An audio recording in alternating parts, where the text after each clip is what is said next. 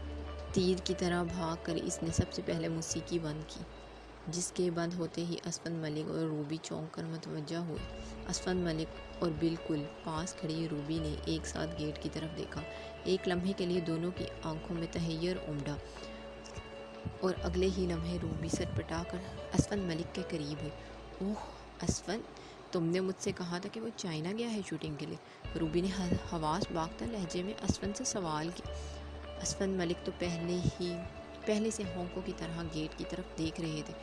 روبی کے یوں چھکے چھوٹنے پر ہمیں مزید اکٹھی کر لیں۔ تو جھوٹ کب بولا تھا میں نے؟ میری بات ہوئی تھی اس کے انل سے، آج دوپہر کی فلائٹ تھی اس کی۔ اسفند ملک نے لبوں کو بھینجے اپنی بات کی تصدیق کی۔ گیٹ کھل چکا تھا۔ گہرے نیلے رنگ کی بوگاٹی ایلانٹک فراٹے بھرتی سفید چمکتے فرش کو روند کر گیٹ سے اندر داخل ہوئی۔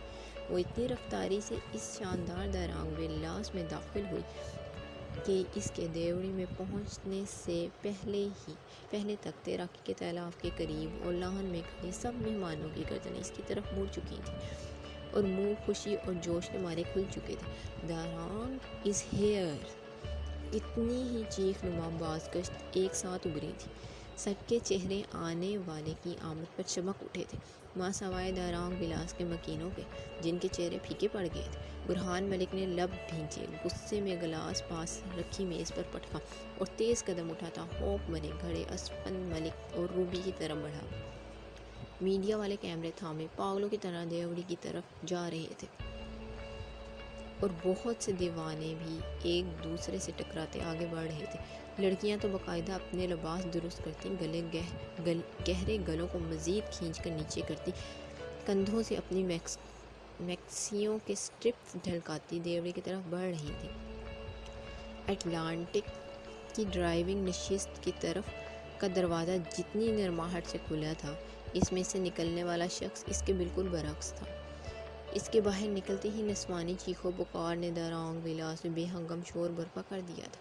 سیاہ جینز، گول گلے والی سفید ٹی شرٹ پر سیاہ ہوڈی، جس کے اوپر ٹوپی کو وہ ایک جھٹکے سے سر سے اتار چکا تھا، بکھرے گھنے گہرے بھورے بال اور کشادہ شکن، آلودہ پیشانی، غسیلی لمبی آنکھیں اور بھویں اکٹھی کیے بیزاری سے اپنے ارد گرد بڑھتے ہجوم کو دیکھ رہا تھا، جبکہ گیٹ پر موجود گارڈز اب لوگوں کو اس کے قریب آنے سے روک رہے تھے۔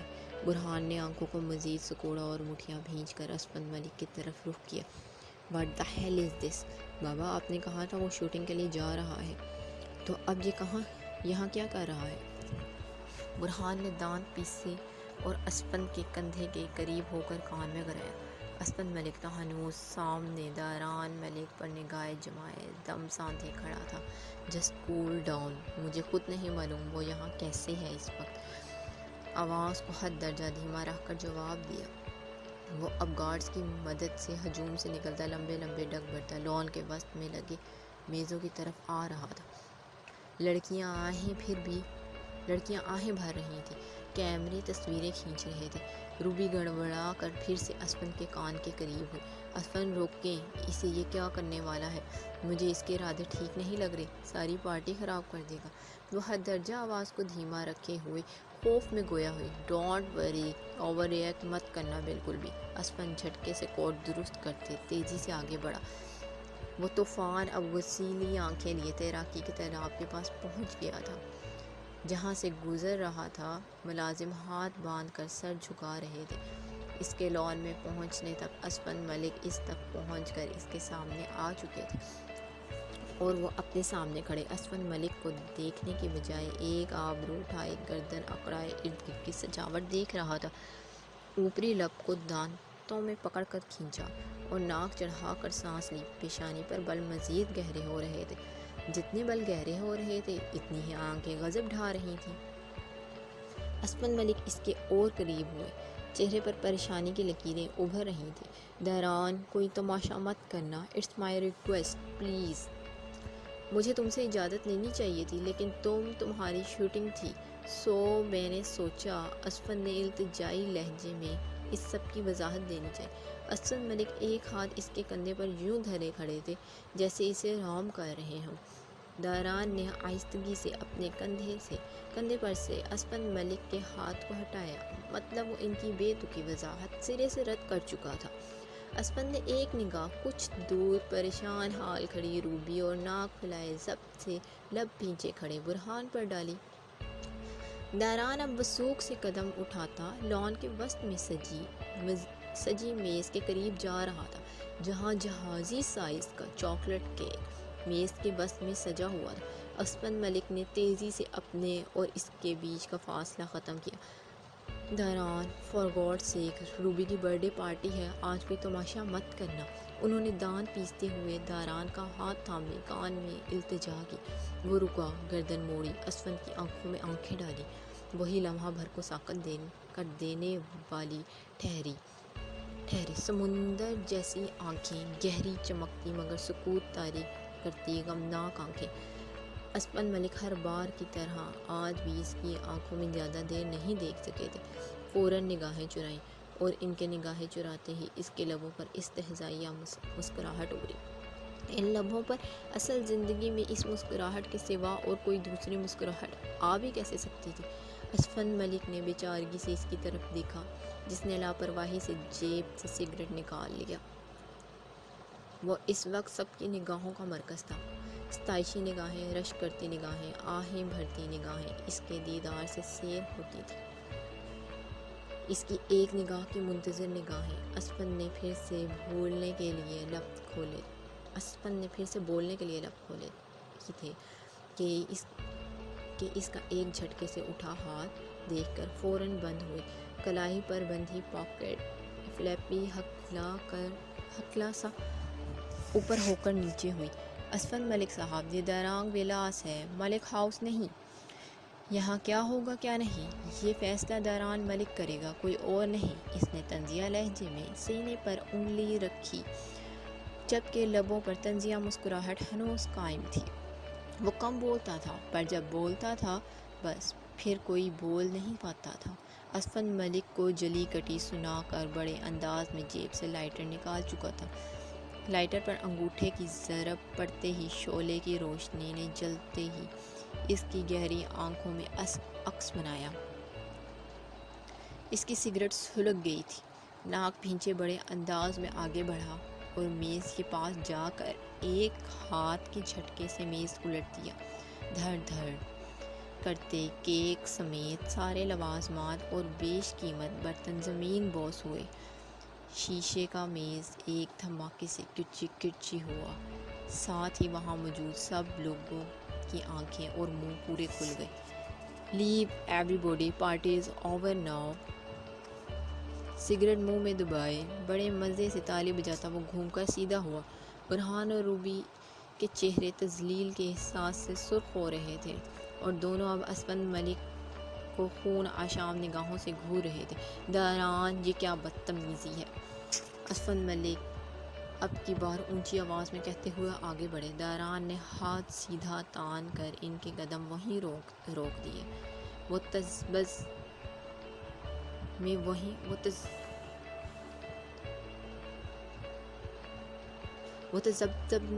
رک گئے۔ سب لوگ ہکا بکا یہ تماشا دیکھ رہے تھے۔ لگتا ہے آپ سب کو میری بات سمجھ نہیں آئی ہے، تو میں پھر سے دہرا دیتا ہوں۔ داران نے سگریٹ کا کش لگا کر پہلی دفعہ منہ کھولے کھڑے مہمانوں کی طرف نگاہ اٹھائی۔ کتنی ہی منتظر اور آہیں بھرتی نگاہوں کے نیچے زبانیں چیخ اٹھیں۔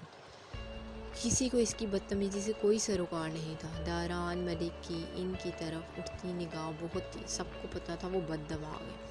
Ladies and gentlemen, this ceremony has come to an end, now you can all go, I want to sleep. خواتین و حضرات، یہ تقریب اختتام پذیر ہو چکی ہے، اب آپ سب تشریف لے جا سکتے ہیں، میں سونا چاہتا ہوں۔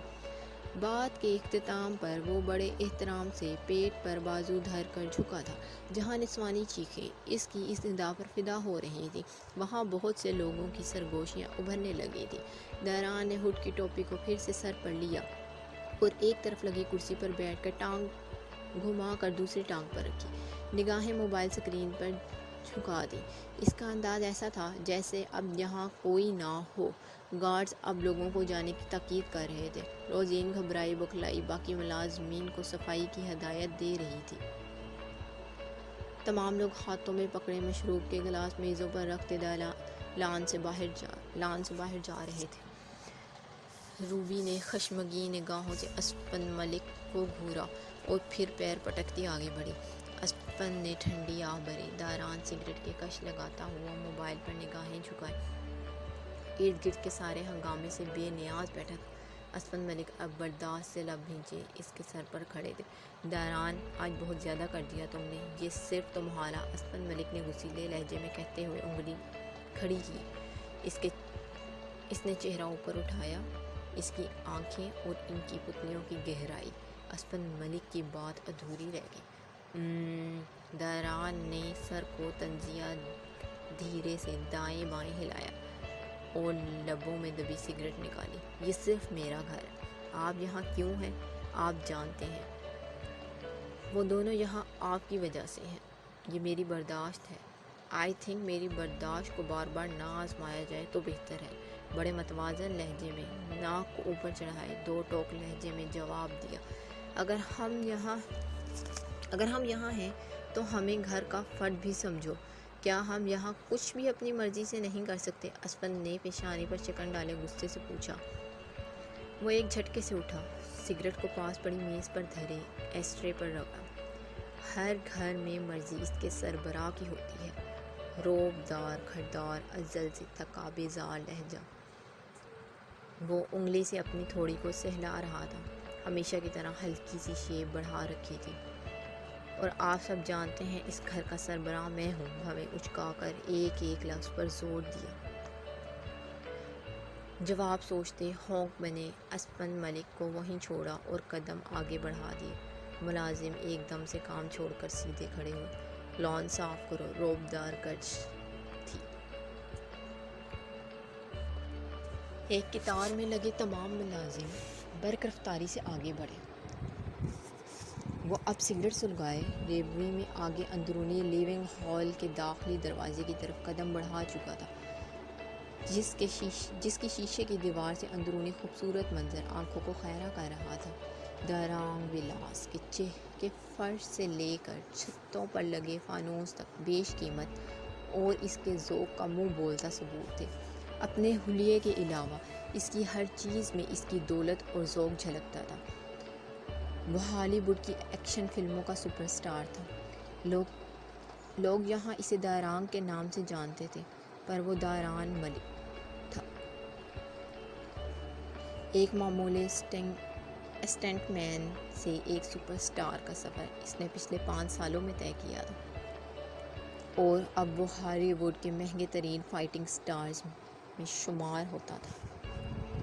اس کی منفرد خاصیت اس کے نقوش اور خد و خال تھے، اور مغربی اور مشرقی حسن کا پروقار امتزاج تھا۔ کان سے گہری بھوری اور سبزی مائل آنکھیں، سفید رنگت مگر گہرے بھورے بال۔ وہ پوری انڈسٹری میں بد دماغ اداکار کے طور پر مشہور تھا۔ وہ اپنی اصل زندگی میں اپنے پی اے انل کے علاوہ کسی سے بات نہیں کرتا تھا۔ اسپن ملک دارانگ ولاس کے قلیم کی طرح بچھے لان میں اکیلے کھڑے تھے۔ روزین ہدایت کرتی ادھر سے ادھر گھوم رہی تھی۔ لان میں ڈھیر ہوئے کیک کو اب اٹھایا جا رہا تھا۔ اسپن ملک نے نگاہ اٹھائے دوسری منزل کی طرف دیکھا۔ ان کے کمرے کی بتیاں روشن تھیں، مگر جانتے تھے روبی کا چہرہ بجھ چکا ہوگا۔ اسپن ملک نے ایک لمحے کے لیے اپنے کمرے کے دروازے پر نگاہ جمائی۔ یہ دارانگ ولاس کی دوسری منزل پر موجود کمرہ تھا۔ نیچے رہائشی مہمان خانے اور کھانے کے کمرے کے علاوہ صرف داران کا جہازی سائز کا کمرہ تھا، جس کی کھڑکی سمندر کی طرف کھلتی تھی، اور اس کے بالکل سامنے ایک چھوٹا تیراکی کا تالاب تھا۔ جس میں بیٹھ کر یوں محسوس ہوتا تھا جیسے وہ سامنے سمندر کا حصہ ہو، اور ولاس کی دوسری منزل پر 3 کمرے تھے، جس میں ایک اسفند ملک اور روبی کا اور دوسرا برہان کا تھا۔ اسفند ملک اب اپنے ہی کمرے کے سامنے تذبذب حالت میں کھڑے تھے۔ کچھ پل یوں ہی پر سوچ شکن زدہ پیشانی کے ساتھ کھڑے گزرے، اور پھر انہوں نے دروازے کے ہتھے کو پکڑ کر گھما دیا۔ ہلکی سی چڑچڑاہٹ کی آواز سے دروازہ کھلا اور سامنے سنگھار میز پر بیٹھی روبی نے قد آدم آئینے کے عکس میں پلکیں اٹھائے اسفند ملک پر قہر آلود نگاہ ڈالی۔ شفاف شیشے کی طرح چمکتا سفید فرش تھا، کمرے کی دیواروں پر ہلکے گلابی رنگ کا جدید طرز کا وال پیپر اور گہرے بھورے رنگ کا خوبصورت فرنیچر اس سفید فرش پر آنکھوں کو خیرہ کر دینے کی حد تک خوبصورت تھا۔ اسفند ملک نے ایک ہاتھ سے دروازہ بند کیا اور کوٹ کو اتارتے آگے بڑھے۔ روبی اپنی ریشمی ہلکے گلابی رنگ کی پیروں تک آتی نائٹی کو دونوں اطراف سے پکڑ کر سنبھالتی اپنی جگہ سے اٹھی اور اسفند ملک کی طرف قدم بڑھائے، جو اب کوٹ کو تھامے ڈریسنگ کی طرف جا رہے تھے۔ کشادہ کمرہ ہر طرح کی قیمتی سامان سے آراستہ تھا۔ ڈریسنگ روم میں پوری دیوار میں نصب جدید الماری تھی، جس کا دروازہ سرکا کر ملک اسفند نے روبی سے نظریں چراتے ہوئے کوٹ کو سلیقے سے الماری میں لٹکایا۔ روبی بھی اب کمرے کے ساتھ متعلقہ اس ڈریسنگ روم تک آ گئی تھی۔ اسفند ملک کو اب بس اس کے بولنے کا انتظار تھا۔ اسفی، مجھے پاکستان جانا ہے، نروٹھے سے لہجے میں اس نے بات کا آغاز کیا۔ الماری کو بند کرتے اسفند ملک کے ہاتھ لمحہ بھر کو رکے تھے اور گہری سانس لے کر اس کی طرف دیکھا۔ وہ اترے چہرے اور شکن آلودہ پیشانی لیے کھڑی تھی۔ میک اپ چہرے سے صاف ہو چکا تھا اور اب وہاں وقت گزرنے کی چھاپ ہلکی جھریوں کی صورت نمایاں تھی، لیکن وہ آج بھی بے حد حسین تھی۔ یہاں کا عیش و آرام چھوڑ کر پاکستان جانا چاہتی ہو؟ وہی چک چک، وہی مڈل کلاس زندگی؟ اسفند ملک نے ایک آبرو چڑھائے پوچھا۔ کم ڈرایا زیادہ تھا۔ عیش نہیں، ذلت کہیں۔ اسفی، کم از کم ذلت تو نہیں ہوگی؟ میری سمجھ میں یہ بات نہیں آتی، آخر قدران نے ہمیں یہاں رکھا کیوں ہوا ہے؟ اگر ہم سے اتنی ہی نفرت ہے، روبی نے تلملاتے ہوئے بھڑاس نکالی۔ اسفند ملک اب ٹائی کے نوٹ کھول رہے تھے، ساتھ ساتھ گردن کو دائیں بائیں جنبش دے رہے تھے۔ مجھے لگتا ہے وہ سب جانتا ہے اور وہ یہاں پہنچا بھی اسی لیے ہے، پر سوچ لہجے میں اپنا ڈر ظاہر کیا۔ کچھ نہیں جان سکتا، وہ فقط احسان فراموش ہے۔ روبی نے ڈرنے کے بجائے کرہ لہجے میں زہر اگلا۔ اسفند ملک نے حیرت سے اپنے سامنے کھڑی عورت کو دیکھا، جو غصے میں اب ہاتھوں کی انگلیاں مڑوڑ رہی تھی۔ اس کا اب کوئی بس نہیں تھا داران پر۔ احسان فراموش؟ روبی، احسان تم نے کون سے کیے آج تک اس پر؟ اسفند ملک نے بھویں اکٹھی کیے۔ سوال نہیں، سیدھا تیر برسایا تھا روبی پر۔ روبی نے تنگ مزاجی سے آنکھوں کو سکیڑ کر اسفند ملک کی طرف دیکھا۔ اسفند ملک کا داران کی طرف ہلکا سا جھکاؤ بھی اسے کہاں گوارا تھا۔ میں نے نہیں کیے، آپ نے تو کیے ہیں۔ وہ سب بھی بھول گیا کیا وہ؟ روبی نے درش لہجہ ہنوز قائم کیا۔ نہیں، بھولا کچھ بھی نہیں ہے، سب یاد ہے اسے۔ بھول ہم رہے ہیں کچھ۔ اسفند ملک نے ٹھنڈی سانس بھری، ٹائی کو الماری میں رکھا اور جوتے اتارنے کی غرض سے قریبی سٹول کھینچ کر اس پر براجمان ہوا۔ میرا تو ایسا دشمن ہے وہ کہ مت پوچھو، مجھ سے اب یہ برداشت نہیں ہوتا اسفی۔ روبی نے دانت پیستے ہوئے اپنا فیصلہ سنایا۔ برداشت تو کرنا پڑے گا، اس عیش، اس پیسے کے لیے۔ جوتے اتارتے ہوئے سر جھکائے ہی اسفند نے اس کی بات کو بیکار ثابت کر دیا۔ روبی تلملا کر آگے بڑھی اور اسفند ملک پر جھکی، انگلی کو غصے سے ہوا میں معلق کیا۔ اسفی، آپ صرف اس دن کا انتظار کر رہے ہیں جس دن وہ ہمیں یہاں سے دھکے مار کر نکالے گا؟ غصے میں آواز اونچی ہو چکی تھی۔ اس کا چہرہ اس وقت بھی تذلیل کے احساس سے سرخ تھا۔ اسفند ملک نے چہرہ اوپر اٹھایا اور طمانینت سے کھڑے ہوئے۔ نہیں، میں اس دن کا انتظار کر رہا ہوں جب وہ سب کچھ اگل دے گا۔ اور رہی بات تمہاری، تمہیں ان 4 سالوں میں اس لیگزی لائف سٹائل کی اتنی عادت پڑ چکی ہے کہ تم اب پاکستان جا کر نہیں رہ سکتی، اور تم جانتی ہو کماتا میں نہیں وہ ہے، وثوق سے کہا۔ اسفند ملک نے قدم کمرے کی طرف بڑھا دیے، جبکہ روبی کے قدم اس بات پر ڈریسنگ کے کمرے کے فرش پر ہی جم کر رہ گئے۔ غلطی ہماری ہی ہے، ہمیں برتھ ڈے پارٹی باہر پلان کرنی چاہیے تھی۔ اسفند ملک کا لہجہ اب مطمئن تھا۔ واش روم کے سامنے پڑی چپل کو پاؤں میں اڑاتے ہوئے واش روم کا دروازہ کھول چکے تھے۔ ایک نگاہ مڑ کر گہری سوچ میں ڈوبی روبی پر ڈالی اور واش روم میں گھس گئے۔ روبی کی دونوں بھویں پیشانی پر کچھ اس طرح اٹھی ہوئی تھیں کہ پیشانی پر عمودی لکیریں اس کی گہری سوچ کی عکاسی کر رہی تھیں۔ تیز بارش آسمان کے نیچے زمین پر اپنی پوری رفتار سے برس رہی تھی۔ کراچی میں جب بادل برستے ہیں تو پھر سب جل تھل ہو جاتا ہے۔ قدرت کی طرح یہ طوفانی بارش بھی کہاں تقسیم و تفریق جانتی ہے، نہ تو اونچی عمارتیں دیکھتی ہے، نہ ہی کچی بستیاں۔ بس اس ابر رحمت میں سب دھل جاتا ہے، سب بہہ جاتا ہے۔ اور آج بھی یہاں تیز بارش جہاں کراچی کے مختلف علاقوں میں پوری رفتار سے بڑھ رہی تھی، وہاں ان فلیٹوں کی اونچی عمارتوں کے وسط میں بنے اس مشترکہ میدان کو بھی جل تھل کیے ہوئے تھی۔ بارش کی بوندیں تابڑ توڑ برس رہی تھیں کہ حد نگاہ بہت کم تھی۔ بجلی کی گرج چمک اور پھر تیز ہوا میدان کی گھاس کے نیچے موجود مٹی تک بارش کے تھپڑوں سے اکھڑ رہی تھی اور میدان میں گدلا پانی جمع ہونے لگا تھا۔ میدان میں جگہ جگہ درختوں کے نیچے پڑے سفید پتھر کے بینچ اور ایک طرف لگے جھولے بھی گیلے تھے۔ وہ انہی بینچوں میں سے ایک بینچ پر سر جھکائے بیٹھا تھا۔ بارش کے قطرے پوری رفتار سے اس پر برس رہے تھے۔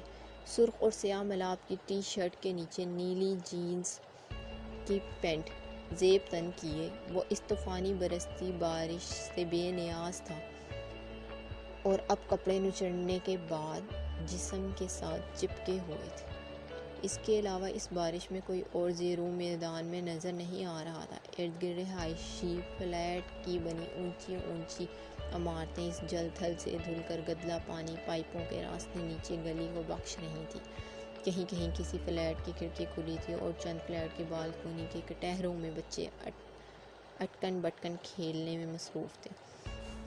ان 3 مرلہ کی تنگ فلیٹوں کی پرانی عمارت میں زیادہ کراچی کی مسیح برادری کے متوسط طبقہ رہائش پذیر تھا۔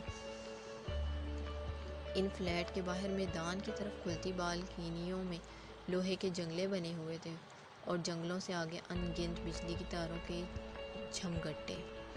عمارت کی چوتھی منزل کی بالکنی میں وہ بھی بارش میں بھیگ رہی تھی۔ گہرے بھورے رنگ کے سادہ سا کرتا پجامے میں بازو سیدھے کھولے، چہرہ اوپر کیے، ان گنت محاسوں سے بھرا، چکنی سے چمکتی جلد والا چہرہ پانی کی تیزی سے گرتی بوندوں کو مساج کی طرح محسوس کر رہا تھا۔ اس بالکنی سے اندر کو کھلتے دروازے سے آگے اس سے یکسر مختلف زندگی تھی۔ جیسا تنگ گھر ویسی ہی تنگ زندگی، اور اسے اس تنگ گھٹن زدہ زندگی سے نفرت تھی، بہت نفرت۔ اس تیز برستی بارش میں جہاں اس کے خوشی کا احساس سما تھا، وہاں اس 3 مرلے کے فلیٹ میں آفت سا سما تھا۔ کمرے کی ٹوٹی کھڑکیوں سے چھن کر آتی بارش نے کمروں کو پانی سے بھر دیا تھا۔ اس کی چھوٹی بہن ثناسا اور اماں نے جھگڑنے کی ہلکی ہلکی آوازیں یہاں تک سنائی دے رہی تھیں۔ یقیناً وہ کمرے کے فرش پر سے پانی بھر بھر کر باہر نکال رہی ہوں گی، مگر اس وقت وہ جوئی جان دنیا کی ہر پریشانی سے بے بہرہ اپنے آپ میں مگن تھی۔ ویسے تو بچپن سے لے کر اب تک خوشی کے نام پر یہ 3 مرلے کا فلیٹ ہی دیکھا تھا جو ان کا اپنا تھا، پر ماں باپ نے ان تینوں کے نام خوشی رکھ کر زندگی میں زبردستی خوشی بھرنے کی کوشش کی تھی۔ وہ بڑی تھی، 16 سالہ جوئی جان، جوئی مطلب خوشی، اور اس سے چھوٹی ثناسا جان مطلب خوشی، اور سب سے چھوٹی میری جان مطلب خوشی۔ مگر ان سب کے بعد پیدا ہوا جود مطلب خداوند کا کمال۔ ان کا باپ جان اسحاق ایک متوسط طبقے سے تعلق رکھنے والا مسیحی تھا۔ پیشے کے لحاظ سے ایک نجی کمپنی میں صفائی ستھرائی کا کام کرتا تھا۔ تنخواہ اتنی تھی کہ بمشکل گزر بسر ہو رہا تھا۔ وہ تھی جوئی بارش میں بھیگتی مسکراتی۔ اس کے کپڑے تیز بارش سے نچڑنے لگے تھے، اب گالوں پر چپک رہے تھے، مگر اس تیز بارش نے جسم کا رواں رواں پرسکون کر دیا تھا، خاص طور پر جب چہرہ اوپر کرتی تھی۔ یوں لگتا تھا کہ بارش کی بوندیں چہرے کے گالوں پر نکلے بڑے بڑے محاذوں پر مرہم کی طرح ٹپ ٹپ آ رہی ہیں۔ چلو، کوئی تو ہے جن کو ان محاذوں سے حقارت محسوس نہیں ہوتی، وہ مصفائی تھی۔ کناروں سے سیاہ لب مسکراہٹ سے پھیل گئے۔ اس کے گال ان گنت محاذوں سے بھرے تھے۔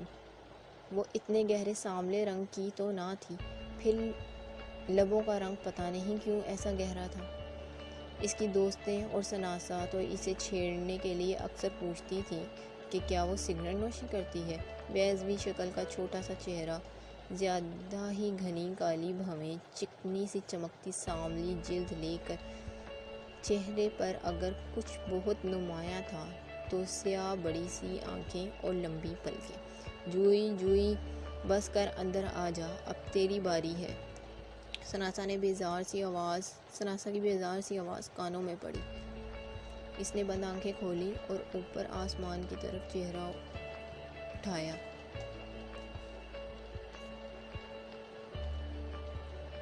گردن گھما کر آواز کی باز گشت کے رخ میں دیکھا۔ ثناء بالکنی سے اندرونی لوہے کے دروازے کو تھامے کھڑی تھی، سرخ جوڑے کے گرد دوپٹہ کمر پر باندھے، تنگ پاجامہ کے پنچے ٹخنوں سے اوپر تک موڑے اور پیشانی پر بیزاریت کی شکن لیے وہ اسے غصے سے گھور رہی تھی۔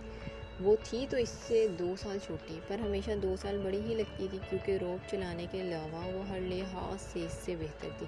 اس کا قد بڑا تھا، رنگت اماں کی طرح صاف تھی اور چہرے پر اس کی طرح بلوغت کے محاذ بھی نہیں نکلے تھے۔ ادھر آ، نہا لے تو بھی بارش میں۔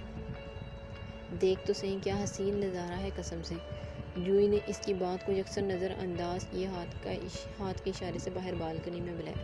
نہیں جی، مجھے نہیں کوئی شوق چڑھا اس کیچڑ میں آ کر پاگلوں کی طرح اس طوفانی بارش میں نہاؤں۔ تم تو نہ ایک پاگل کافی ہو۔ جلدی آؤ، تمہاری باری ہے، اب کمرے سے پانی نکالو، میں تو کپڑے تبدیل کرنے والی ہوں۔ ثناء نے غصیلے لہجے میں گھورتے ہوئے اس کی بات کو رد کیا۔ تم تو بہت ہی بدذوق واقعہ ہو۔ قدرت کے ان حسین نظاروں کی قدر ہی کہاں ہے تمہیں؟ اچھا، ادھر تو آؤ۔ جوئی نے آگے بڑھ کر اس کے ہاتھ کو زور سے اپنی طرف کھینچا۔ جھٹکا اتنی زور سے پڑا کہ ثناء ایک دم بالکنی کے وسط میں تھی اور چند سیکنڈ میں ہی بھیگ گئی۔ تمہیں یہ 2 انچ کی بالکنی میں یہ تیز بارش قدرت کا حسین نظارہ لگ رہی ہوگی، مگر مجھے یہ عذاب لگ رہی ہے۔ چپ چپ اور چک چک۔ ثناء جھلجھلا کر گویا ارے پگلی، پل بھر یہ سوچ کہ یہ ہمارے چھوٹے سے فلیٹ کی گندی سی بالکنی نہیں ہے، یہ تو ایک بہت ہی بڑے بنگلے کا حسین ٹیرس ہے۔ ایک طرف جھولا لٹک رہا ہے اور ایک طرف میز پر مشروب سجے ہیں، ماربل کا کانچ جیسا سفید فرش ہے، اور سامنے یہ گندا سا میدان نہیں، ایک سمندر ہے، اور نیچے یہ میری کچیلی پان کی دکانیں نہیں بلکہ سوئمنگ پول ہے۔ جوئی کھوئے سے لہجے میں خلا میں گھورتے ہوئے بول رہی تھی۔ ثناء نے تعصب میں سر ہوا میں ہلایا۔ جوئی کو ہر حال میں خوش رہنا آتا تھا، وہ اپنے تخیل کو خود پر حاوی کر لیتی تھی۔ چل ہنس دے اب، کہیں نہیں تیری گوری رنگت پگھل جائے گی اس بارش میں۔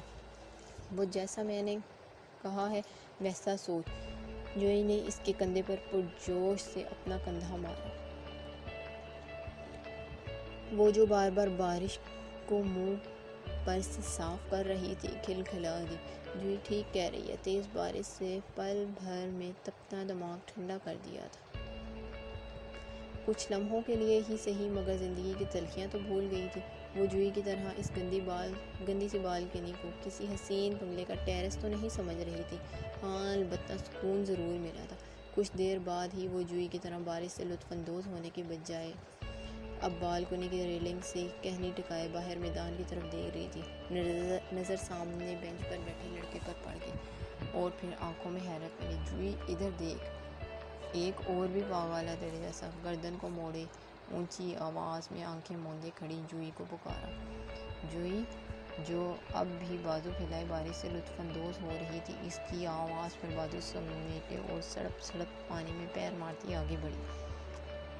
اب اس کی نظروں کے تعاقب میں چہرے پر سے پانی صاف کرتے ہوئے نیچے دیکھا۔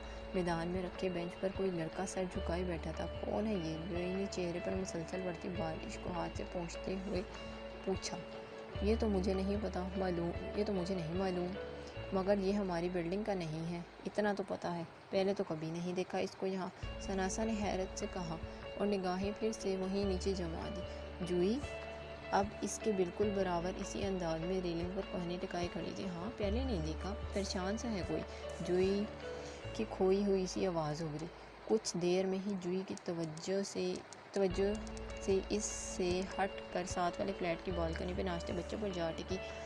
بے فکر کھلکھلاتے بچے اسے بے حد پسند تھے۔ بچوں نے شرٹس اتار رکھی تھی اور اچھل اچھل کر بارش کے پانی میں چھلانگیں لگا رہے تھے۔ بارش کے پانی کے چھینٹے ان کے چہرے اور سر تک پہنچ رہے تھے، مگر ان کو کوئی پرواہ نہیں تھی۔ بے ساختہ جوئی کے دل میں بھی یہی خواہش جاگی کہ ہر فکر، ہر سوچ کو بھول کر پوری قوت سے بالکنی کے کٹہرے میں کھڑے پانی میں چھلانگیں لگائے۔ ارے جوئی، یہ دیکھ، یہ تو ہماری بلڈنگ کا ہے نا؟ ثناسا نے اس کے بازو کو جھنجھوڑ کر متوجہ کیا، وہ جو بچوں کو اچھل کود کرتا دیکھ کر ہنس رہی تھی۔ اس کے بازو جھنجھوڑنے پر اس طرف متوجہ ہوئی۔ بارش میں بھیگتے لڑکے کے پاس اب ایک اور لڑکا کھڑا تھا اور ثناسا ٹھیک کہہ رہی تھی، وہ لڑکا ان کی بلڈنگ کا تھا۔ ایک سیکنڈ کے بارہویں حصے میں وہ اسے پہچان چکی تھی۔ ہاں، انو لگتا ہے مجھے تو وہ تیسرے فلور والا۔ ذہن میں اس کا نام بھی چھپاک سے امڑ آیا۔ بچپن میں تو مل کر کھیلا بھی کرتے تھے، اب جب بلوغت میں قدم رکھا تھا تب سے بس آتے جاتے نظر پڑ جاتی ہے۔ ہاں وہی ہے، اس کا دوست ہی لگتا ہے، اس کو ملنے واسطے آیا ہوگا۔ ثناسا نے اپنا اگلا انداز لگایا۔ ہاں اچھا، ہم کیوں اتنا انویسٹیگیٹ کر رہے ہیں یہ سب؟ کوئی بھی ہو ہماری بلا سے، چلو پکوڑے بناتے ہیں۔ جوئی نے اچانک ذہن میں امڑ آنے والے پکوڑوں کے خیال پر پرجوش ہو کر کہا، اور پھر ثنانا کا بازو کھینچتے ہوئے بالکنی کے اندرونی دروازے کی طرف بڑھی۔ تمہیں اب پکوڑوں کی پڑ گئی ہے، پہلے جا کر اماں کے ساتھ باقی کا پانی نکلواؤ، وہ اکیلی لگی ہیں۔ ثناسا نے غصے سے گھورتے ہوئے اسے اگلا حکم دیا۔ وہ سنی انسنی کرتی باورچی خانے کی طرف جا رہی تھی۔ آج کی قسط ختم ہوتی ہے۔ انشاءاللہ میں اگلی قسط کے ساتھ آپ کے ساتھ جلد ہی حاضر ہوں گی۔ امید کرتی ہوں کہ آپ کو یہ ناول پسند آئے گا۔ اس کو لائک، شیئر اور سبسکرائب ضرور کیجیے گا، اور اس میں ہونے والی غلطیوں کو ضرور نظر انداز کر دیجیے گا، کیونکہ یہ میری ابھی پہلی ویڈیو تھی۔ انشاءاللہ وقت کے ساتھ ساتھ اس میں بہتری آئے گی، اگر آپ لوگ میرا ساتھ دیں گے تو۔ جزاک اللہ خیر۔